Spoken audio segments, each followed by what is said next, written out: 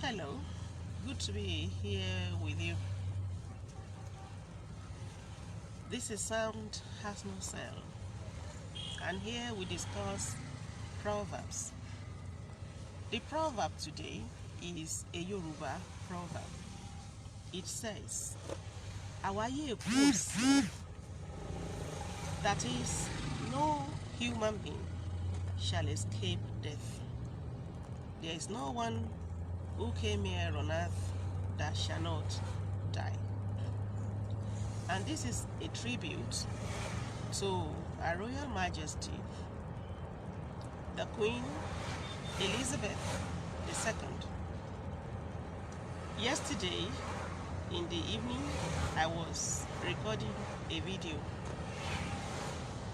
and as I rounded up the video, I picked the phone to do the needful. And then on top of the screen of my phone, a strip of news flashed in. And by reflex, I screamed. The person who sat next to me sought to know what happened. And I told him that the Queen had passed.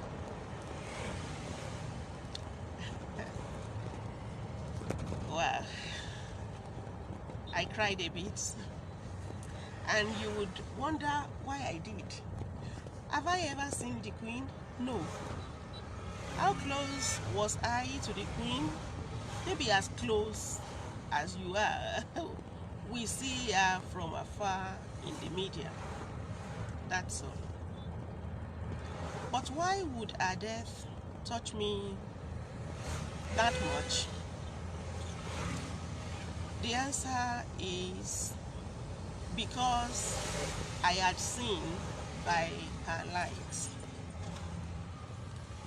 There have been a few people who said some unkind things, particularly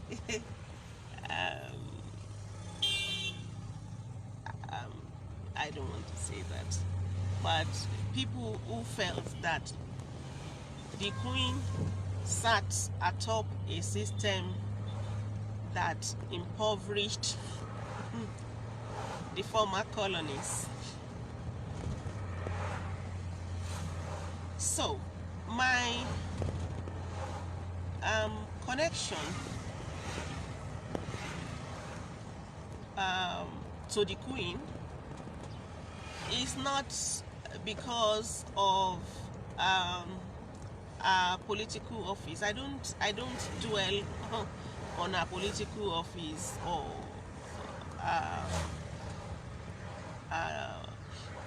monarchical institution, but personally I call her Mama more than I called her Queen. And anytime I spoke about her and I said Mama, most people who are lost, they wanted to know who I was referring to.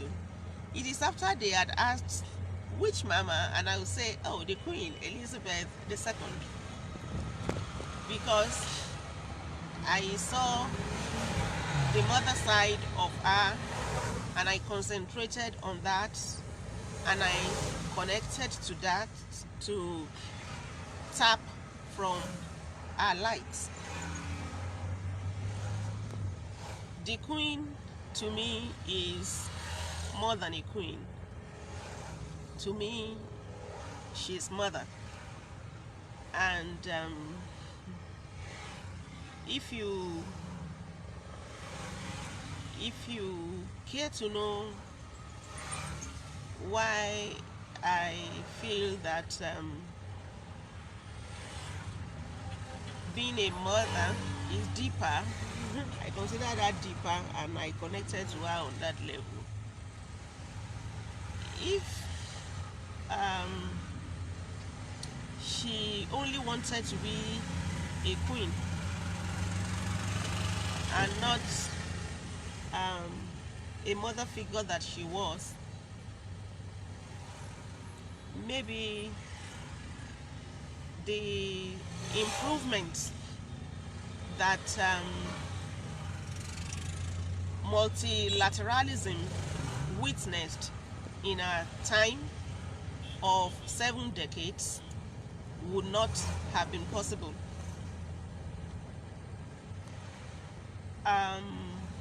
So that's why I prefer to see that side of her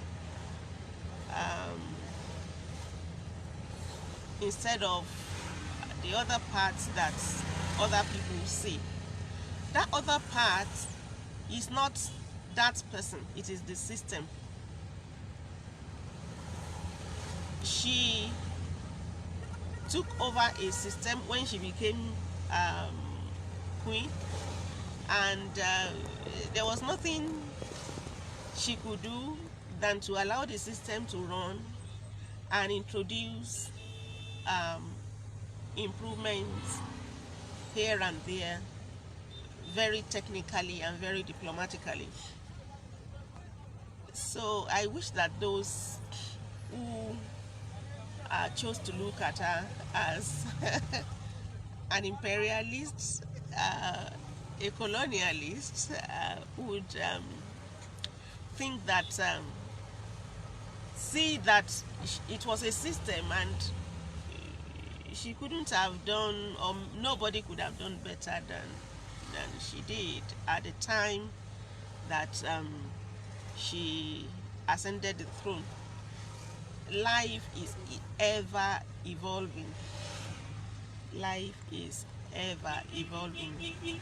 I believe that our light shone very brightly in our land, extending to the whole of Commonwealth and beyond. There are many values that one could tap from the life of Her Royal Majesty, the Queen Elizabeth II. And that's the answer when one wonders, what's the connection? The connection is the value that she represents. That is her value with me. That is, when people say they have my man crush, my woman crush, oh, she was my woman crush. Definitely, absolutely, she was.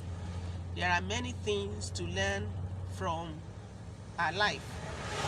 And having learned those things, the lessons remain with us. So even after our translation, we continue to see by her light.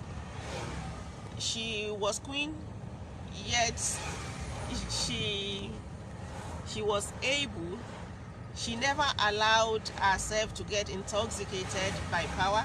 She was able to manage her marriage. That's a lesson for every individual woman who wants to succeed in marriage. Our relationship was with the late Prince Phillips. Our relationship with our husband was heavenly, and they sailed through till the last moment that the man breathed her last. She was a superlative mother, and not only that, she was a great mother, but a loving mother, but a super loving grandmother. She was able to combine all of that, to extend her love to all of that, despite the huge burden on her shoulders. She was a wealth builder. She was, in fact, I've read stories of how the queen would manage resources to the point of removing a slice of onion from her plate to give back to the chef to save for later. That's a lesson to learn from, not because she was poor, but because she thought that it is not good to be wasteful. Even though you have abundance, there are people who are suffering, and instead of wasting some, you could give out some. That is a great lesson to learn from her life. She's very accommodating. We all witnessed how a number of protocols were collapsed to accommodate Meghan Markle. People said she was rigid, and then she relaxed the rope a bit, so that you also see that as mother she could also be flexible when it is necessary. She built a very peaceful relationship with many countries across the world. She was not a fighter queen, yet she was very firm. She knew what was needful at all of the times that she had to take critical decisions. And she got it right almost all of the times. There have been people who said, look at, they try to pick holes in some of our actions, but that Prince Andrew did something or Princess Anne did another thing that people thought was less than the standard for members of the royal family does not take away the marks earned by the Queen. No matter how strict or firm an institution may be, the individuality of respective individual in the system would still play out at some point. And when that does, when the individuality of a child plays out, it does not mean that the mother did not do all that she should do, all that she should have done. When the individuality of a subject plays out in a system, it does not mean that the king or the monarch is also undisciplined. It is just natural. Things like that would happen, first and foremost, because every individual is different, and again, because people are put to test by these things, and the way you manage those things, again, lend credence to who you are actually. But the Queen, the Queen would continue to earn my ovation forever, even in her death. Her strength is an asset to me, and I'll keep that forever. I wish the family the fortitude to bear this great loss, and I wish the new queen, the new king now, King Charles III, a very blissful, peaceful, and prosperous reign. We shall all miss the Queen. The Queen shall be missed across the globe. She was indeed a great queen, and many people have also said that since Prince Philip's left, a part of her had left her, which shows that she is a very loving soul. She's elderly. 96 is no joke. 96 is a lot. And she remained in very enviable shape till the last moment. The world shall miss Her Royal Majesty, the Queen Elizabeth II.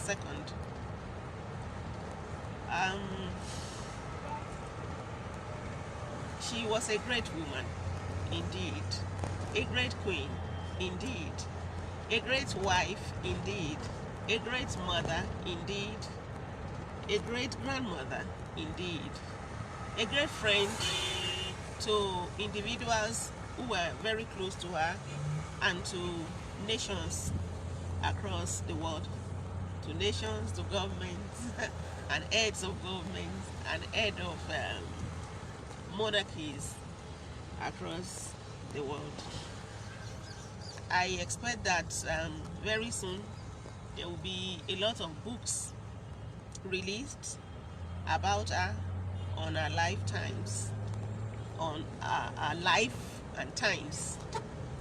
I believe there will be many songs released, and so even though we have seen a lot about the Queen in the media, but I believe that the next few years would unveil so much more about our life and times.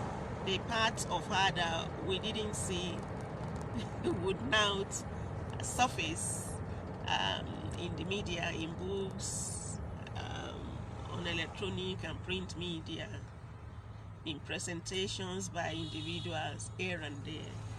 So I'm eager to learn as much as people are willing to release, to learn more, so that we can continue to unravel any clouds that come across by our light.